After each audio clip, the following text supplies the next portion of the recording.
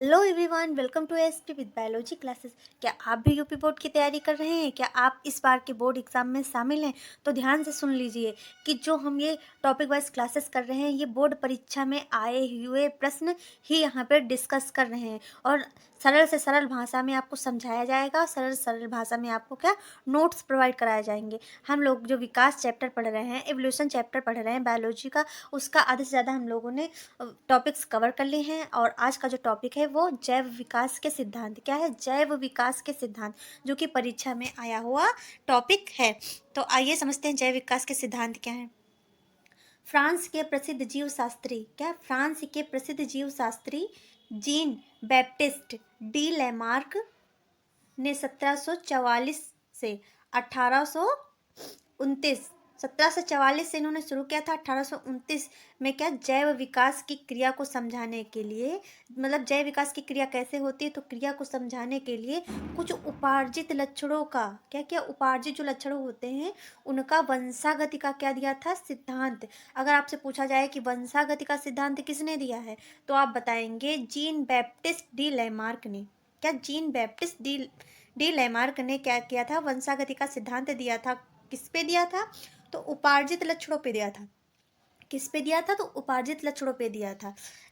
दूसरी बात ये समझते जाइए कि जैसे कि आपको कुछ मोस्ट इम्पॉर्टेंट जो एमसीक्यू के क्वेश्चन है वो हम करा तो रहे हैं, पर देखो कुछ क्वेश्चन हैं जो टॉपिक से ही हमें याद होते जाते हैं। जैसे कि अगर आपसे पूछा जाए कि वंशागति का सिद्धांत किसने दिया, तो आपको याद है जीन बैप्टिस्ट डी लैमार्क ने दिया। तो आप कहोगे कि हाँ मैम ने मुझे बताया था कि इसका ये है। तो कुछ चीज़ें जो हैं वो हम लोग बीच बीच में समझते जाएंगे एमसीक्यू की।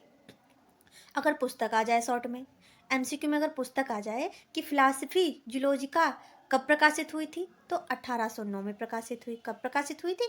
1809 में प्रकाशित हुई। और किसने लिखा था? तो डी लैमार्क ने लिखा था। किसने लिखा था? डी लैमार्क ने लिखा था। फिलॉसफा जूलॉजिका 1809 में प्रकाशित हुई थी और इसके जो राइटर हैं वो है बैप्टिस्ट डी लैमार्क हैं। अगला देखते हैं। अनुप्रयोग तथा उपयोग के प्रभाव का सिद्धांत लैमार्क के सिद्धांत से प्रसिद्ध है। अगर आपसे पूछा जाए कि अनुप्रयोग जो अनुप्रयोग होता है, क्या अनुप्रयोग तथा उपयोग, अनुप्रयोग और अनुप्रयोग समझ लीजिए। अनुप्रयोग और उपयोग, जो अनुप्रयोग का सिद्धांत है, जैसे कि कोई चीज़ होती है अनुप्रयोग होती है, कुछ चीज़ें होती हैं जो उपयोग में आती हैं। तो इसके प्रभाव का सिद्धांत किसने दिया था? तो इसके प्रभाव का सिद्धांत किसने दिया था? लैमार्क ने दिया था। किसने? लैमार्क ने दिया था। और लैमार्क के नाम से ही अनुप्रयोग और उपयोग का सिद्धांत क्या है? प्रसिद्ध है। अब इसका पहला पॉइंट क्या है?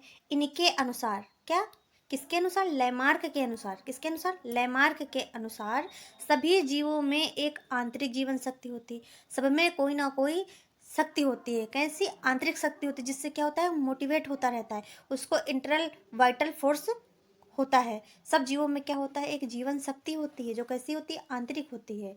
ये किसने कहा था? ये लैमार्क ने कहा था। चाहे वो मनुष्य हो, चाहे वो जानवर हो, चाहे वो कोई भी जीव हो। दूसरी क्या थी? नई आवश्यकताएं तथा इच्छाएं जीवों की संरचना एवं व्यवहार में क्या करती हैं? परिवर्तन करती हैं। अब इंसान मस्त पड़ा है, उसकी कोई इच्छा ही नहीं है, बस उस क्या कोई इच्छा नहीं, बस उसको उठा करके उसके मुंह में खाना ठूस दो, वो बस सो गया बस। तो जब उसकी कोई इच्छा ही नहीं है तो वो कार्य ही नहीं करेगा। जब इच्छा नहीं है तो कार्य नहीं करेगा। जब कार्य नहीं करेगा तो उसके व्यवहार में क्या होगा? परिवर्तन नहीं आएगा। अब जैसे आप कहीं भी रहते हो, ठीक, आपका पढ़ने का बिल्कुल मन नहीं कर रहा, लेजी के तरीके एकदम पड़े हुए हो। जब पढ़ोगे लिखोगे नहीं तो आपके व्यवहार में परिवर्तन कैसे आएगा? आपकी बोलचाल भाषा में परिवर्तन कैसे आएगा? तो यही कि अपनी नई आवश्यकताएं, आपकी आवश्यकता, आपको गाड़ी लेनी है, मोटर लेनी है, साइकिल लेनी है, बंगला चाहिए, सब चीज़ें चाहेंगे, तो उसके लिए क्या हमें पढ़ाई करनी है। जब पढ़ाई हम करेंगे तो हमारे व्यवहार में परिवर्तन आएगा। तो इच्छाएं, जो मनुष्य की इच्छाएं होती हैं, सब कुछ, वाह भाई वाह, उसने ये लिया मुझको भी लेना है, अरे वाह कितनी अच्छी चीज़ है, ये तो मुझको लेनी है। ये हमारी आंतरिक इच्छाएं होती हैं। तो इच्छाएं क्या करती हैं? व्यवहार में परिवर्तन करती हैं। अगला क्या कहा था लैमार्क ने, तो हम लोग समझते हैं। लैमार्क ने क्या कहा? किसी अंग का उपयोग जब अधिक किया जाए, क्या किसी अंग का उपयोग जब अधिक किया जाए तो क्या होता है? वह अधिक विकसित एवं सक्षम बनता है। अब इसका एग्जाम्पल से आप समझ सकते हो। आप एक दिन दौड़ रहे हो तो क्या थोड़ी देर पे जाकर के चू गए, गिर गए हैं, पैर दर्द करने लगे, अब नहीं होगा, हंपने लगे, अब नहीं होगा। दूसरे दिन फिर दौड़े, तीसरे दिन फिर दौड़े। तो ये जब ये प्रक्रिया करते रहे तो क्या होगा, आपके पैरों की मांसपेशियां मजबूत हो जाएंगी। जहां आप थोड़ी दूर दौड़ रहे थे वहां आप क्या किलोमीटरों में दौड़ने लगे। सही है ना।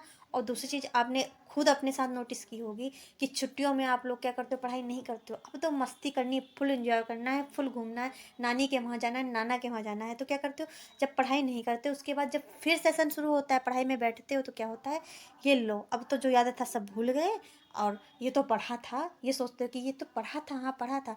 और जो एक दो बार पढ़ रहे हो याद भी नहीं हो रहा, क्योंकि आपके दिमाग में जंग लग चुकी है। आपने कई दिनों से, महीनों से क्या पढ़ाई नहीं की हुई है, तो क्योंकि दिमाग का उपयोग नहीं किया है। जब किसी चीज़ का उपयोग ज़्यादा नहीं करोगे तो क्या विकसित नहीं होगी, वहीं पे उसकी प्रक्रिया क्या हो जाती है, रुक जाती है, थम जाती है। तो इसी वजह से जिस अंग का ज़्यादा प्रयोग किया जाता है तो वो क्या अधिक सक्षम और विकसित होती है, जबकि ना उपयोग किए जाने वाला अंग क्या होता है, कम उपयोग जो किया जाता है अंग, वह अल्प विकसित होता है। कैसा होता है, अल्प विकसित होता है एवं क्षमता विहीन रह जाता है। क्या होता है, अल्प विकसित हो जाता है एवं क्षमता विहीन रह जाता है। अब आप समझोगे, कहीं लोग कहेंगे, मुझको तो कुछ लोग होंगे जो 6-7 पढ़े होंगे, कहेंगे भैया मुझको तो कुछ पढ़ना लिखना नहीं आता, लो पढ़ लो है। अब मोबाइल में वो पूरा दिन कटर कटर लगे हुए हैं, तो जितनी स्पीड से आप नहीं लिख पा रहे हो उतनी स्पीड से वो लिख रहे हैं। पढ़ाई लिखाई में तो उनका दिमाग अल्प विकसित हो गया, क्षमता विहीन हो गया, पर वो मोबाइल में तो अपने अंग का प्रयोग कर रहे हैं, उंगलियों का प्रयोग कर रहे हैं, सिर्फ मोबाइल में ही वो लिख पढ़ रहे हैं। तो वो मोबाइल में ही लिख पढ़ पाएंगे, लैपटॉप में प्रैक्टिस करें तो उसमें कर लेंगे। पर पढ़ाई लिखाई में वो अल्प विकसित है, क्षमता विहीन है। पर जहाँ पे वो अपने अंग का प्रयोग कर रहे हैं वहाँ पे क्या हुए हैं, वो विकसित हैं और सक्षम हैं। लैमार्कवाद जीवों द्वारा अपने अस्तित्व के लिए, क्या लैमार्कवाद जो था उसमें क्या था, जीवों द्वारा अपने अस्तित्व के लिए संघर्ष, जो स्ट्रगल था, कि संकल्पना को क्या नहीं मानता है। वो नहीं मानता है कि जीवों में संघर्ष होता है अपने अस्तित्व के लिए। ये लैमार्कवाद क्या नहीं मानता है। अगला क्वेश्चन क्या था पॉइंट, जीवों द्वारा अपने जीवन काल में, क्या जीवों द्वारा अपने जीवन काल में उपार्जित किए गए सभी लक्षण उनकी संतानों में हस्तांतरित हो जाते हैं। ये मानता है लैमार्कवाद। हस्तांतरित मतलब आनुवंशिकीय होते हैं, कि वो जो जीवों द्वारा उपार्जित लक्षण किए गए हैं वो उनके जो संतानें आने वाली हैं उनमें क्या होंगे, जाएंगे, ये मानता है। उदाहरण के लिए देखते हैं, उदाहरण के लिए क्या है, जैसे सर्प की टांगों का हाथ, सर्प की टांगे नहीं होती हैं क्योंकि वो खिसक खिसक के चलता है। जिराफ की गर्दन लंबी होना, लैमार्क मानते हैं कि जिराफ क्या खाने के लिए जब कमी हो गई थी तो वो अपनी गर्दन उठा उठा करके जब खाने के प्रयास करता रहा तो धीरे धीरे आने वाली उसकी संततियाँ की गर्दन क्या हो गई, लंबी हो गई। ये मानता है लैमार्क। और लैमार्कवाद ये भी मानता है कि सर्प की पहले टांगे होती थी पर वो खिसक खिसक के चलता है, जिससे क्या उसकी टांगों का ह्रास हो गया। बतख के पैर क्या पानी में तैरने की वजह से कैसे हो गए, जाल युक्त हो गए। तो अब लैमार्कवाद की आलोचना, भैया जहाँ तारीफ है वहाँ आलोचना है, जहाँ तारीफ है वहाँ आलोचना है। तारीफ करने वाले कम होते हैं, आलोचना करने वाले ज़्यादा होते हैं। तो हर व्यक्ति की ये तारीफ होती है और साथ में क्या होती है, आलोचना होती है। अब आलोचनाएं देखते हैं लैमार्कवाद की। सन 1809 में लैमार्कवाद के प्रकाशित होने के बाद अनेक वैज्ञानिक तथा बीजमान, क्या बीजमान ने क्या की थी, इनकी आलोचना की थी। बीजमान ने कहा जो तुम कह रहे हो ये तो कुछ समझ में नहीं आता, सब ये तो सब तुम गलत बता रहे हो, ये मुझको नहीं समझ में आया। उन्होंने फिर बीजमान ने क्या किया, अपने प्रयोग किए। बीजमान ने क्या किया, फिर अपने प्रयोग किया। अब बीजमान ने क्या प्रयोग किया, बीजमान ने कहा प्रयोग किया। बीजमान जो थे वो कहाँ के वैज्ञानिक थे, पूछा जाए तो जर्मन के वैज्ञानिक थे। बीजमान ने 1892 में, सन 1892 में क्या चूहों पर अनुसंधान किया, यानी कि प्रयोग किए। उन्होंने क्या प्रयोग किया, चूहों की पूंछ को 21 पीढ़ियों तक काटा। क्या, चूहों की पूंछ को 21 पीढ़ियों तक काटा और कटी पूंछ पर क्या हुआ था, कोई भी प्रभाव नहीं पड़ा। जैसे चूहे की पूंछ को क्या 21 पीढ़ी तक काटा। ये जैसे पिता है, इसके जब बच्चे उसकी भी पूँछ काटा, फिर जब उसके बच्चे हुए तो उसकी भी पूँछ काट दिया। पर उन्होंने देखा कि हर पीढ़ी में क्या पूँछ फिर से उत्पन्न हो रही थी, यानी कि पूँछ काटने से क्या हुआ, कोई भी प्रभाव नहीं पड़ा। तो लैमार्क के अनुसार क्या था, जैसे कि जिराफ जो था तो हर पीढ़ी में क्या उसकी गर्दन लंबी होते जा रही थी।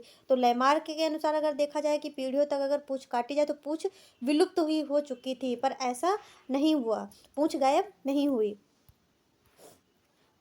अब जैसे कि लोहार, लोहार की हाथ की पेशियाँ क्या हथौड़ा चला करके बहुत मजबूत हो जाती हैं। ये सब आप लोग जानते हो कि लोहार के हाथ क्या होते हैं, बहुत टाइट हो जाते हैं, क्योंकि वो हथौड़ा बहुत चलाता है। पर क्या उससे होने वाली जो संतान है, जो उसके बच्चे हैं, क्या वो जब पैदा होते हैं क्या उनकी हाथ की मांसपेशियाँ बहुत हार्ड होती हैं, बहुत कठोर होती हैं? तो ऐसा नहीं होता। जो लोहार का जो बच्चा है, तो जब वो संतान जब उसकी होगी तो वो भी नॉर्मल व्यक्ति की तरीके उसके हाथ पाँव एकदम कोमल कोमल, हाथ पैर क्या एकदम कोमल कोमल होंगे। पर अगर क्योंकि यह लक्षण जो है वह अनुवांशिक तो है नहीं। जब लोहार का जो बच्चा हुआ, जो संतति हुई, अगर वह फिर आगे बड़ा होकर के जब लोहार का वह काम करने लगेगा, तब उसकी क्या हो जाएंगी, पेशियाँ मजबूत हो जाएंगी। पर अभी क्या वह सामान्य है, तो यह क्या है, एक आनुवंशिक उपार्जित लक्षण नहीं है। तो इससे क्या स्पष्ट हुआ बीजमान के प्रयोग से कि उपार्जित लक्षण वंशागत नहीं होते। बाह्य रूप से जो होते हैं तो क्या होते हैं, वो उपार्जित लक्षण वंशागत नहीं होते, उनका जो होता है आनुवंशिक रूप से स्थानांतरण नहीं होता है। ये बीजमान का क्या था, प्रयोग था। अब आए नौ लैमार्कवाद। क्या, नौ लैमार्कवाद। तो नौ लैमार्कवाद किसने दिया था, तो मुलर ने। क्या, मुलर ने। मुलर तथा अन्य वैज्ञानिकों ने क्या नौ लैमार्कवाद में कुछ अपनी परिभाषाएं दी। उन्होंने क्या, भौतिक और रासायनिक परिवर्तन क्या होती है, जैसे एक्स किरणें हो गई, कॉस्मिक किरणें, इन किरणों के द्वारा क्या होता है, युग्म की जो कोशिकाएं होती हैं उसके जीन में परिवर्तन होता है। क्या होता है, उसके जीन में परिवर्तन होता है। जब परिवर्तन होता है तो क्या होता है, व्यक्ति में जीन में विभिन्नताएं आती हैं। ये था मुलर और अन्य वैज्ञानिकों का मत। अब देखेंगे आगे, टावर का आलू बीट्स पर प्रयोग। क्या, टावर्स का आलू बीट पर प्रयोग और सुमनर के चूहों पर प्रयोग। इनसे क्या निष्कर्ष निकला, इनसे निष्कर्ष यह निकला कि जो जनन द्रव में क्या हुआ, परिवर्तन हुआ। क्या हुआ, जनन द्रव में जब परिवर्तन हुआ, ये बाह्य वातावरण के द्वारा एक्स किरणें और कॉस्मिक किरणों के द्वारा जब जनन द्रव में परिवर्तन हुआ, तो उनकी अगली पीढ़ी में परिवर्तन हुआ। क्या हुआ, जनन द्रव में परिवर्तन होने के कारण जो उनकी आने वाली अगली पीढ़ी हुई, उनमें परिवर्तन हुआ। इससे क्या फर्क पड़ा कि जितनी उनकी होने वाली संतानें थीं वो सब क्या थी, उनके जनन द्रव में परिवर्तन हुआ, अर्थात वो सब क्या थी, ग्रसित थी। अब आगे पढ़ेंगे डार्विनवाद। डार्विनवाद क्या होता है, ये भी इंपॉर्टेंट है और शॉर्ट नोट में और लॉन्ग नोट में दोनों में ये पूछा जाता है। डार्विनवाद, तो डार्विनवाद है वो किसने दिया था, तो चार्ल्स डार्विन ने। किसने, चार्ल्स डार्विन ने सन 1859 में अपनी पुस्तक जो प्राकृतिक चयन द्वारा जातियों की उत्पत्ति, क्या, प्राकृतिक चयन द्वारा जातियों की उत्पत्ति, ये पुस्तक इन्होंने लिखी, में अपने सिद्धांतों की क्या की थी, व्याख्या की थी। अगर पूछा जाए कि चार्ल्स डार्विन की पुस्तक कौन सी थी जिसमें इन्होंने निर्धारण किया था, तो प्राकृतिक चयन द्वारा जातियों की उत्पत्ति ये थी। इसमें इन्होंने क्या किया था, अपने सिद्धांतों की व्याख्या की थी। अगला पॉइंट है, यह सिद्धांत जीवों में किसी आंतरिक जीव शक्ति होने से विश्वास नहीं करता है। जो लैमार्क थे वो मानते थे कि जीवों में क्या होती है, आंतरिक शक्ति होती है। पर डार्विनवाद ये नहीं मानते थे कि क्या, कि जीवों में आंतरिक शक्ति पर इनका विश्वास नहीं था। ये आंतरिक शक्ति पर जीवों की विश्वास नहीं करते थे। सेकेंड पॉइंट, डार्विनवाद के अनुसार, क्या, डार्विनवाद के अनुसार जीवों की आवश्यकताएं तथा इच्छाएं प्राकृतिक चयन का आधार नहीं बनाती हैं। इन्होंने क्या कहा था, देखो डार्विनवाद ने कहा कि प्राकृतिक चयन का आधार नहीं बनाती हैं जीवों की आवश्यकताएं, और लैमार्क ने कहा था कि इच्छाएं क्या होती हैं, व्यवहार में परिवर्तन करती हैं। तीसरा पॉइंट, किसी अंग का विकास अथवा ह्रास उसमें होने वाले अनवरत परिवर्तनों तथा रूपांतरणों के कारण संभव होता है। क्या होता है, अनवरत रूपांतरणों के कारण क्या होता है, संभव होता है। अगला पॉइंट, डार्विन ने जीवों द्वारा अपने अस्तित्व को, क्या, डार्विन ने जीवों द्वारा अपने अस्तित्व के लिए संघर्ष को विशेष महत्व दिया है। क्या दिया इन्होंने, संघर्ष को विशेष महत्व दिया। इन्होंने कहा जब तक जीव संघर्ष नहीं करेंगे तब तक वो क्या प्रकृति में जीवित नहीं रहेंगे। पॉइंट 5 है, डार्विनवाद के अनुसार केवल उपयोगी लक्षणों अथवा परिवर्तनों को क्या उपयोगी जो लक्षण होते हैं और परिवर्तनों ही अगली पीढ़ी में क्या होते हैं स्थानांतरित होते हैं।